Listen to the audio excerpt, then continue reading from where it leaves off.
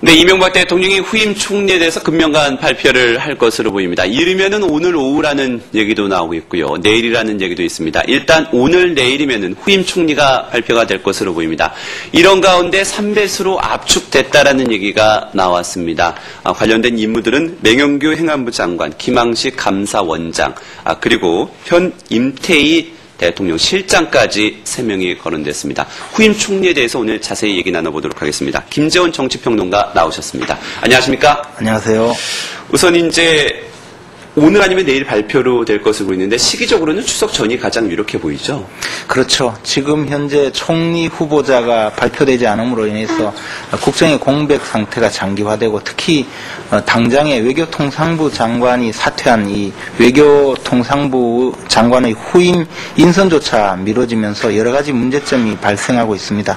만약에 추석 연휴를 또 넘겨서 총리 후보자를 발표할 경우에 또 상당한 기간 동안 국정 공백이 더 지연될 수 있고 또 정기국회의 어떤 일정 마련에도 차질이 빚어질 수 있다고 보기 때문에 아마 이번 추석 전에 총리 후보자를 발표하고 또 국민들의 어떤 여론의 수렴 과정을 거치는 것이 아닌가 그렇게 보여집니다. 네.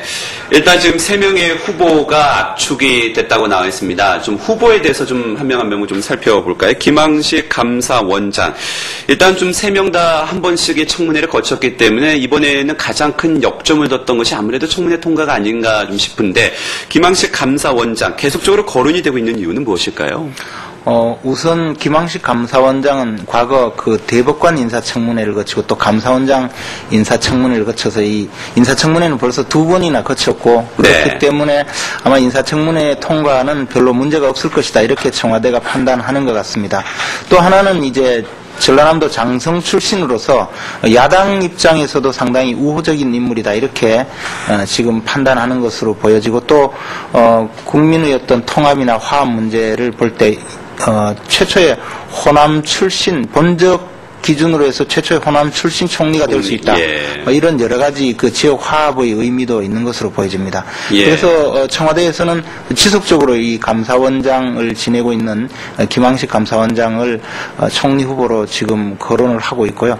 또 본인 스스로도 그동안에 여러 가지 공직을 수행하면서 사생활 문제라든가 도덕성 검증 문제를 충분히 통과할 수 있다 이렇게 생각하는 것으로 보여집니다. 예. 다만 문제는 군 복무를 네. 마치지 않았다 이런 것이 또 하나의 약점으로 적용될 수가 있는데요.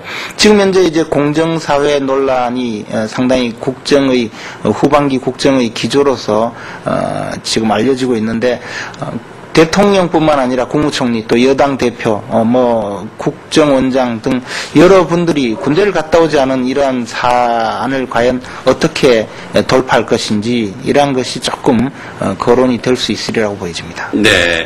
2번의 청문회를 거쳤기 때문에 좀 무난할 것으로 판단이 되고 야권에서도 좀 긍정적인 평가가 나오고 있는데 단 좀 군 문제와 관련해서 청문회에서 어떻게 다뤄질지 이 부분도 청와대나 일부에서 좀 걱정을 하고 있는 부분이 아닌가 싶습니다. 다음 인물이 맹영규 행안부 장관입니다. 계속 이제 거론이 됐었고 현 정부에서 계속 어떤 이제 주요 요직들을 지금 하고 있는데 맹영규 행안부 장관 어떻게 봐야 될까요?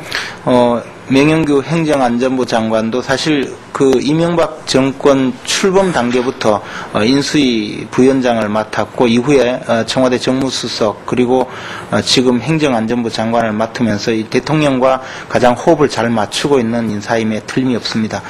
다만 행정안전부 장관으로 지금 임명된 지 5개월이 되었는데요. 네. 만약에 5개월 지난 이 상황에서 또 총리로 발탁을 하게 되면 대통령은 또 총리 인사청문회를 거치고 난 다음에 또 행정안전부 장관을 후임을 또 임명해야 되는 그렇죠. 그런 부담스러운 면이 있고 인사가 굉장히 돌려막기식 인사로 그렇게 비춰질 가능성도 없지 아니합니다. 그러나 어쨌든 원만하고